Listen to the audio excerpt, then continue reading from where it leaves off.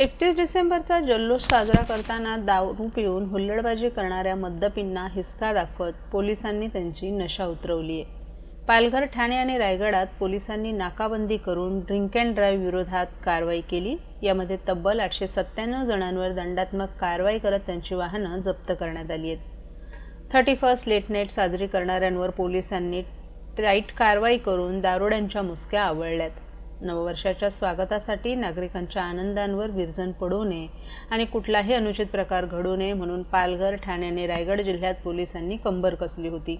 यामध्ये पालघर 300, ठाणे 369 तर रायगडमध्ये 228 मद्यपींवर थेट कारवाई करण्यात आली। तसंच सर्व वाहनधारकांना न्यायालयात जाऊन वाहन सोडून घेण्याचे समन्स वाहतूक विभागानं बजावले।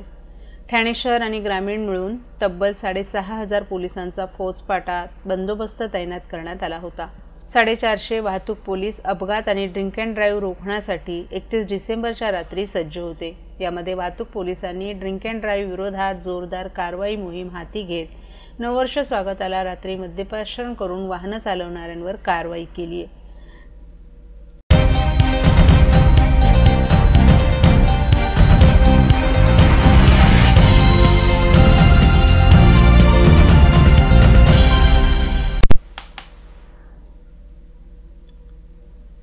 सरत्या वर्षाला निरोप देण्यासाठी आणि नवीन वर्षाचं स्वागत करण्यासाठी ठाण्याच्या तलावपाळीजवळ ठाणेकरांची पावलं वळली। त्यामुळे तलावपाळी येथे संध्याकाळपासून प्रचंड गर्दी होती। परिणामी अनेक भागात मंगळवारी मध्यरात्रीपर्यंत रस्त्यांवर मोठी वर्दळ आणि काही ठिकाणी वाहतुकीची कोंडी झाली होती। यावेळी ठाणे शहरातील तरुणाई आणि अनेक नागरिकांनी आपल्या मित्रांसोबत तसंच कुटुंबियांसमवेत मासुंदा तलाव येथे सरत्या वर्षाला निरोप देण्यासाठी एकच गर्दी केली। नवीन वर्षाच्या स्वागतासाठी आकाशात फुगे सोडत ठाणेकर एकत्र आले। नाताळ आणि नववर्षाच्या स्वागतासाठी अनेक जण कुटुंब कबिल्यासह बाहेरगावी गेले आहेत। मात्र ज्यांना काही कारणांमुळे पर्यटन स्थळी जाता आले नाही असे ठाणेकर मंगळवारी तलावपाळी उपवन तलाव येथे धावले। ठाणे शहरातील ठिकठिकाणचे हॉटेल्स, रेस्टॉरंट, पब यांनी खास पार्ट्यांचं आयोजन केलं होतं। तलावपाळी येथे होणारी गर्दी लक्षात घेऊन शहरात पोलिसांचा कडेकोट बंदोबस्तही ठेवण्यात आला होता।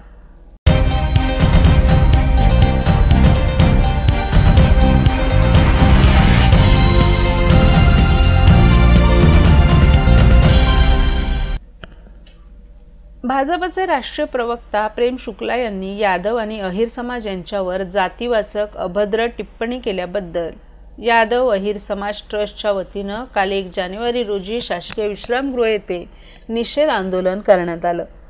यादव अहिर समान भारतीय सनातन पुरातन प्राचीन अभिर समान आहे। तसंच हा समाज योद्धा म्हणून सनातन वैदिक काळापासून आपल्या मातृभूमीसाठी लढत आलाय। यादव समान हे गाय, बैल, गोस इत्यादींचं पालन करतात, तसंच कृषीचंही कार्य करतात।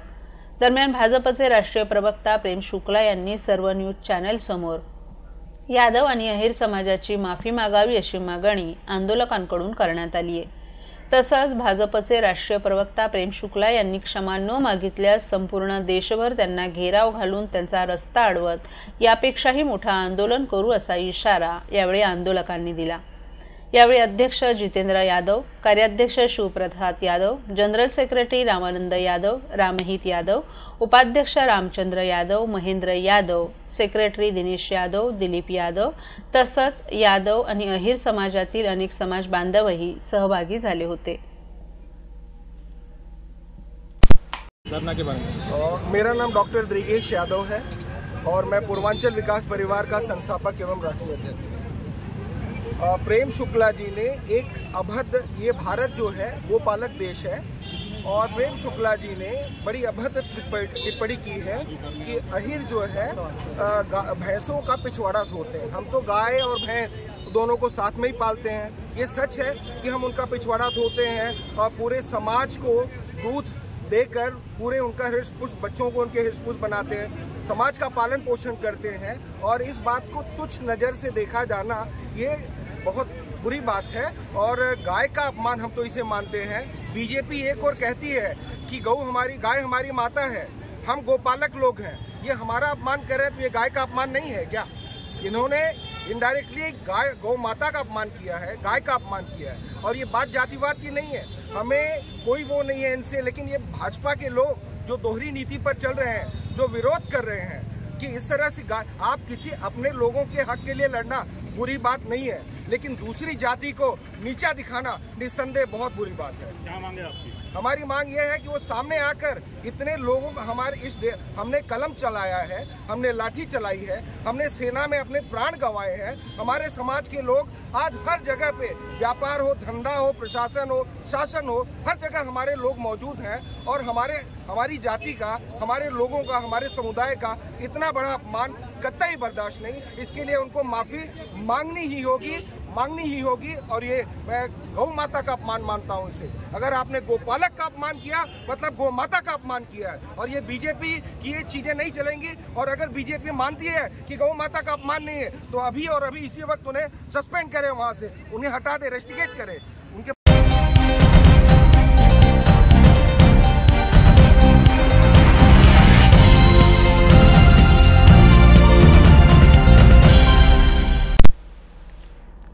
30 वर्षांपूर्वी सुरुवात केलेली धर्मवीर आनंद दिघे साहेबांची परंपरा आजतागायत सुरू असून नववर्षाच्या पार्श्वभूमीवर पूर्वसंध्येला मध्यरात्री रक्तदान शिबिराचं आयोजन करण्यात आलं होतं। 31 डिसेंबरच्या दिवशी रक्तदान शिबिर, रक्तदान हे जीवनदान, हे प्रत्यक्षात रक्तदान करून आपणही या समाजाचे काहीतरी देणं लागतो ही भावना आजच्या तरुण पिढीमध्ये जागृत करणं हेच रक्तानंद ग्रुप यांचं उद्दिष्ट आहे। धर्मवीर आनंद दिघे साहेबांनी सुरू केलेली परंपरा आजही उपमुख्यमंत्री एकनाथ शिंदे यांच्या मार्गदर्शनाखाली अखंडपणे सुरू आहे। शिवसेना ठाणे शहर प्रमुख हेमंत पवार यांनी रक्तदानासारख्या महान आणि राष्ट्रीय कार्याची परंपरा सुरू ठेवली असून तरुणांना या उपक्रमात मोठ्या प्रमाणात सहभागी होण्याकरिता आवाहन केलं होतं।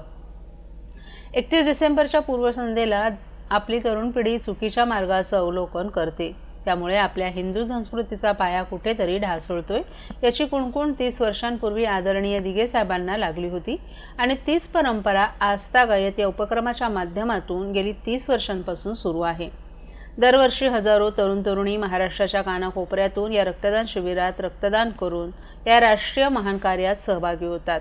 दरवर्षीप्रमाणे यावर्षीही 25 पेक्षा जास्त वेळा रक्त देणाऱ्या रक्तदात्यांना उपमुख्यमंत्री एकनाथ शिंदे यांच्या हस्ते रक्तकर्ण पुरस्कारानं गौरवण्यात आलं। तसंच प्रत्येक रक्तदात्याला सन्मान चिन्ह आणि प्रशस्ती पत्रक देण्यात आलं। या रक्तदान शिबिरामध्ये उपमुख्यमंत्री एकनाथ शिंदे यांनी स्वतः रक्तदान केलं। तसंच खासदार नरेश मस्के, माजी आमदार रवींद्र फाटक, डीसीपी कासारवडवली प्रशांत कदम यांनी देखील रक्तदान केलं। त्याचबरोबर कल्याण जिल्हा प्रमुख गोपाल लांडगे, महिला ठाणे जिल्हा संघटक मीनाक्षी शिंदे, सचिव विलास जोशी, स्थानिक माजी नगरसेवक सुधीर कोकाटे, विभाग प्रमुख कमलेश चव्हाण, स्थायी समितीचे माजी सभापती संजय भोईर, किरण नागटी, राजेश मोरे तसंच इतर मान्यवरांनीही या रक्तदान शिबिराला उपस्थिती दर्शवली। या रक्तदान शिबिरात मोठ्या प्रमाणात रक्तदात्यांनी सहभाग नोंदवून एकूण 518 रक्तपिशव्या संकलित केल्या।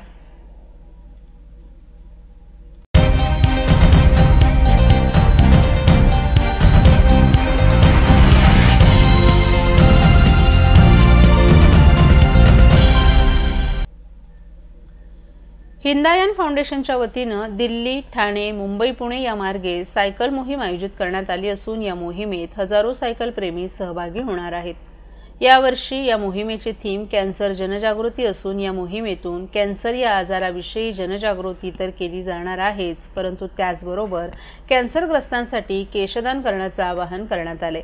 केशदान या अनोख्या मोहिमेद्वारे आपल्या केसांची एक बट दान करण्याचं आवाहन हिंदायन फाउंडेशनचे प्रमुख विष्णुदास चापके यांनी आज ठाणे महानगरपालिकेच्या नरेंद्र बळाळ सभागृहात आयोजित पत्रकार परिषदेत केलं।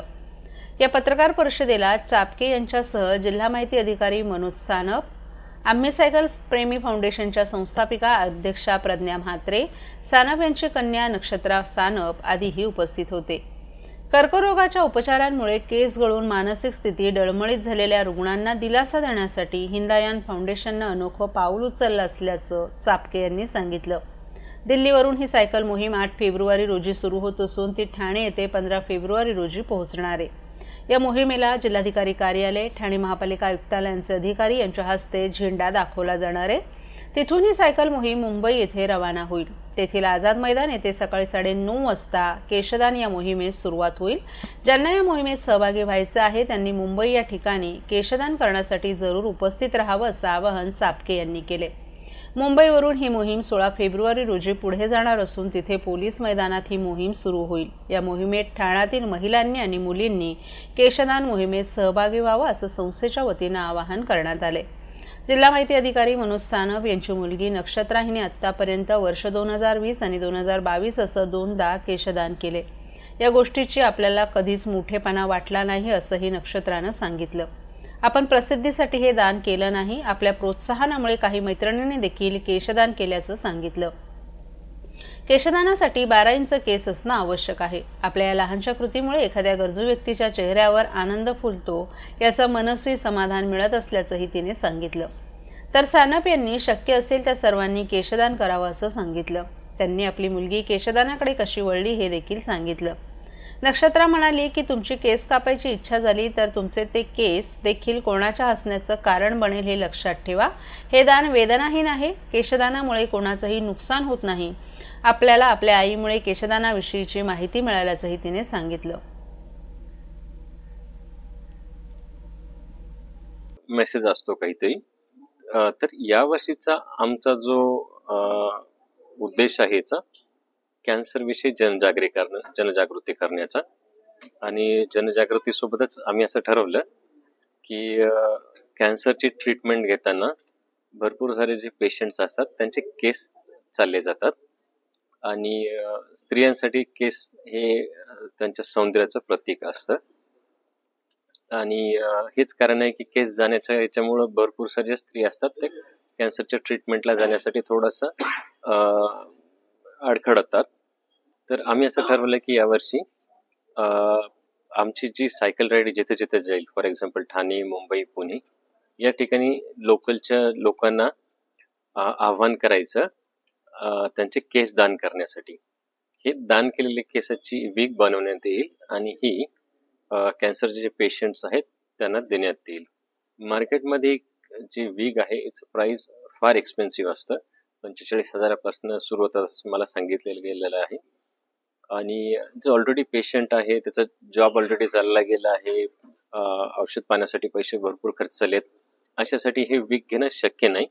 म्हणून आम्ही ठरवलं की लोकांना आव्हान करायचं स्त्रियांना की त्यांचे केस त्यांनी डोनेट करावेत आणि त्याच्यापासून वीग बनवली जाईल आणि ती वीग कॅन्सर पेशंटला दिली जाईल। ओके।